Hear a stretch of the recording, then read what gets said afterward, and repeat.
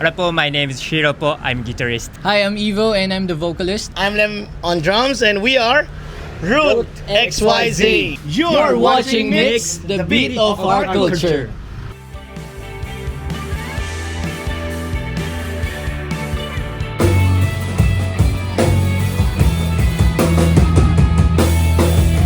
Okay, Route XYZ, yung name niya nag-originate sa first album ng Kalalili, which is Destination XYZ. Basically, parang gusto lang namin bumalik, after 20 years sa music industry, gusto namin bumalik sa basic, which is to create more music na makaka-relate yung mga tao. Kumbaga, yun yung sentro ng goal namin. Kumbaga, yung route, yun yung daan namin pabalik dun sa destination na yun. And kasama ko na sila. Ako po, I'm a business owner. And nagkakilala kami ni Sir Lem dun sa business ko kasi nag-student ko yung kanyang baby. Ako po actually, I'm Japanese. Tsaka ano po, I came to here, Philippines 3 years ago. Tsaka nag-content creator. Tsaka nag-post ng isang content ng Magbalik turns into Japanese lyrics song. Ganun po. Tsaka he found me. Ako naman, mahilig akong tumulong sa mga bands, mag-build ng communities, then doon ko silang dalawa na meet, then tinulungan ko silang gumawa ng content. Then nabuo na yung Route XYZ doon. Nung nakita ko yung streams ng Kalalili, sabi ko 2 million listeners. Sabi ko, why not ibalik natin yung mga songs na ginawa ko, then i-revive natin. Another band, another hand. We have a very special episode today dahil wala tayong tutulungang banda. Today, I want to challenge myself na bumuo ng banda at team na tour ready in just 15 days. Actually, hindi na umabot ng 15 days. 5 days lang natapos na. Since I'm also a business owner, I'm into system din. Na lahat nilalagyan ko ng sistema. So, yun, 5 days lang nabuo ko na yung banda. As in, ready na rin kami for a show. Iba kasi yung passion nito eh. Iba yung discipline. Like si Evo. Sabihin ko, gising ka ng 3, mag-jogging tayo. Wala kang maririnig na reklamo. Gigising yan, tatayo. Then we'll rehearse until 11 p.m. Wala kang maririnig hanggang maubos na boses niya. And si Hero naman, grabe yung passion din ito. Pag may mga task, doon naman siya, like editing, mga content namin, hindi siya naubusan ng energy. Ang dami niyang alam gawin, sobrang skillful din ng taong to. Gusto ko mag-focus sa music, ayoko ng ibang may involved, ayoko din ng away, ayoko ng negativity. So sabi ko, gusto ko mag-focus lang talaga sa music. Sir Lem, actually hindi lang po siya mentor sa amin eh. Parang tatay na eh. Kuya, tatay kasi sobrang ano eh. Lola. Hindi, kasi sobrang ano po eh. Kumbaga tinuturing na niya kami talagang family. Hindi as a student, hindi as a ano lang, is binimentoran lang. Talagang yung pagmamahal nakikita namin sa kanya. Kahit minsan talagang kailangan niyang i-check yung mga mali namin, kailangan namin i-accept yun kasi para yun din sa pag-grow namin. Ako po, si Sir Rem ay parang tatay ko sa Philippines po. Tsaka sa band Route XYZ, lagi po siya, sobrang strict po. So, pero dahil focus magganda ng music, dahil sobrang love music kasi po. Tsaka po, ako ding sobrang love sa music. Tsaka kaya po, lagi masaya po.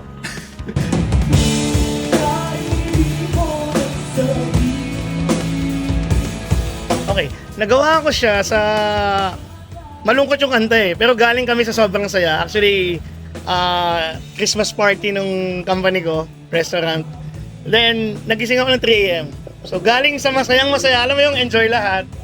3 a.m., parang bigla ko na-feel yung ang lungkot. Di ba kasi may mga tulog na gano'n, may nakatulog sa labas, may mga lasing. Sabi ko, gusto ko magsulat ng kantang malungkot. Based na nararamdaman ko ngayon. Kasi yung madama, kung titingnan mo siya, madami siyang dimension. Hindi lang siya hindi lang siya isang kwento. Marami siyang angles. So, actually hindi ako nag-explain ng song kung ano yun. It's for you to find out kung ano yung mga meaning ng song na yun. Actually, nung binubuo po namin yung song, parang bonding na rin namin. Kasi una sa lahat, talagang kung paano namin binuo yun from the beginning to bottom, talagang pinagpagura namin. Especially kay Sir Lem.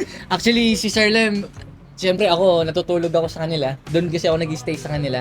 And naririnig ko talaga kahit 2 a.m. talagang ginagawa niya, naririnig ko din eh. Kasi ang gising ko kasi pagka nag-aaya siya mag-training kami is 3 o'clock in the morning. So naririnig ko 2 pa lang ginagawa na niya. Actually, I almost quit music. Kasi that time, sobrang na-frustrate ako. Sabi ko, Evo, naintindihan ko naman na bago ka lang eh. Kasi parang last November lang siya eh. Ang dami kasing nangyayari. Mga some other personal reasons din. And parang ang bigat ng lahat. Kasi hindi niya makuha, third recording na. Sabi ko, Evo, di ko na kaya. Chinat ko yung yung nag-RM nila. Sabi ko, parang magkikwit na yata ako. Parang ayoko na. Then, etong RM nila, sabi, tinawagan si Evo. Ni-record nila mag-isa. Sila lang, hindi ako kasali. Parang napipil ko na din po yun eh, na pag-give up na si Sir Lem. Kasi kahit anong training namin, talagang sobrang mahihayin. Mahihayin ka. Talagang hindi ko kayang tumayo. Yung ginawa ko po kanina, spells, kumanta sa maraming crowd, hindi ko talaga siya kaya. Then, after po nun, bigla akong sinabihan ni Sir Lem na, Evo, kung yung parents mo ba, sino ba pinakamahal mo? Pinakamahalagang tao sa buhay mo? And then sabi niya sa akin, ang sabi ko sa kanya, yung parents ko po. So, kailangan ba yung parents mo, ilagay ko po sa nasusunog or sa may trahedya bago mo lang gawin yung magbaliw-baliwang ka.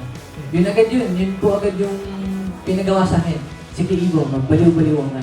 Pero kanina, may volume po yun sa amin na 1, 2, 3, 4, 5. Sabi niya, magbaliw ka ng 5. Gusto ko makita ko yun. Then, sabi ko, trinay ko, Sir, okay na. Then, pinakinggan ko. Kinabukasan, yes. Buti na lang. Buti na lang. Actually, una pa lang po, nung pinasok ko yung band is pressure na. Especially dun sa song. And nung una pa lang, talagang gusto ko na din magsabi na, Sir, baka hindi ko talaga kaya, hindi ako para dito. Yun talaga yung nasa puso ko ng mga oras na yun. Pero, kumbaga, inisip ko na lang din yung mga pangarap ko. And yung nakita sa akin ni Sir Lem, sabi ko nga po, and sabi nga din po ng parents ko, hindi ka ilalagay dyan kung walang purpose. And doon ako naniniwala. Discipline. Unang-una, disiplina po. And be passionate. And dapat hungry ka din sa mga dapat mo pong matutunan. Yeah. More enjoy ng music lagi. Yung po, ano ba yung maganda ng music is enjoy galing sa akin. Ganun po. Yan yung learning from Sir Lem po. Ayokong kalimutan yun ng nakaraan. Kasi it's a respect na sa mga pinagdaanan namin. Pati kasama yung mga old bandmates ko. I respect them so much then. I respect our songs. I respect our friendship na nabuo and the relationship. So, sabi ko, ayokong burahin yung mga song na yon. Pero, dadagdagan natin ng bago with new arrangements. So, antayin nyo, maglalabas kami ng revival album ng mga songs na sinulat ko this September. Yan. And plus the new songs na i-release namin. Actually, isang buwan pa lang nakalipas pero maglalabas na kami yung single. Actually, it's a summer song para sa mahilig mag-TikTok, mga ganun, mahilig sumayaw. Actually, it's a dance song eh.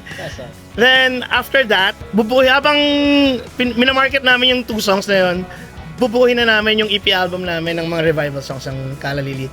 Then, on September, mag-release ulit kami ng new songs na bago. Parang kanta namin, di ba? Parang pag-ibig di matatapos. At the end of the day, ang dami nangyari, yung mga pinagsamahan na broken, alam mo yun, at the end of the day, music yung magbubuo eh, sa atin. Tinanong ako kanina reunion, no problem, as long it's, music yan eh. Sabi nga, ang music nagko-connect ng people. Pag-aaralan ko pa, marami pa po akong dapat pag-aralan and pipilitin ko pa mag-grow. And maka-inspire din po sa mga kagaya ko din na nangangarap. Let's enjoy music with us. Social media, nandun lahat ng gigs card namin and halos araw-araw kami gumagawa ng content, guys.